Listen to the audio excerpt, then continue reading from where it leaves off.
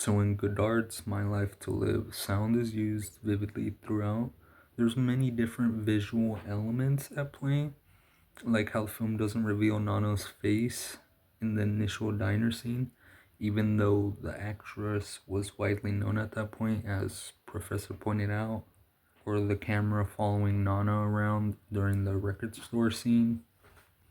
I don't know if it was meant to be interpreted this way, but throughout the movie, there's basically every scene a little musical note kind of like plays for several seconds. And I think this little musical note was playing at the very beginning when the credits are rolling over Nana's face. For me, it was kind of haunting, scary, like kind of creepy noise that made me feel as if Nana was just kind of living through life and not really all there. Like that little music note gave me the impression that she's just incredibly miserable and depressed with her current state of living. And Godard kind of uses diegetic and non-diegetic sound that way, in that immediately after or even before this like music note plays, uh it's just completely silent and all you hear is just sounds of the world, like people walking, cars passing by, arcade machines playing. And I think it happens throughout the film, but it's usually when Nana is just staring or just walking towards somewhere. Uh, just like moments of calm before the next scene plays out.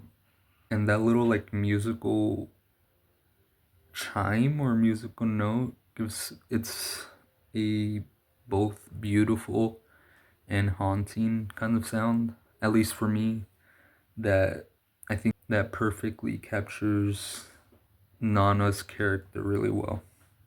And the other film that comes to mind that I think uses sound really well is David Gordon Green's Halloween 2018 film. The film is scored by John Carpenter, and the music really kind of kicks in and intensifies when Michael Myers appears on screen.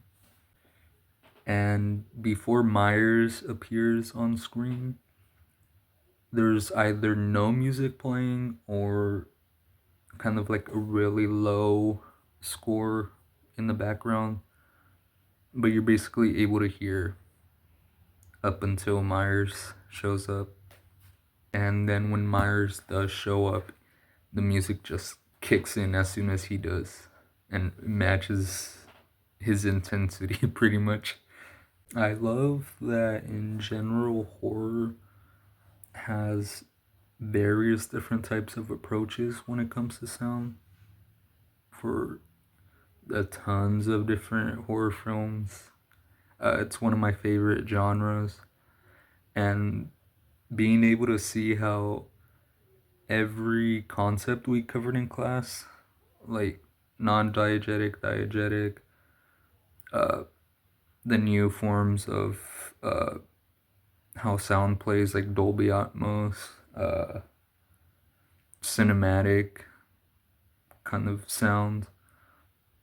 Every horror movie uses some form of that, one of those concepts of sound, like either jump scares or just being able to hear horrible things happening before we actually get to see what's making the noise.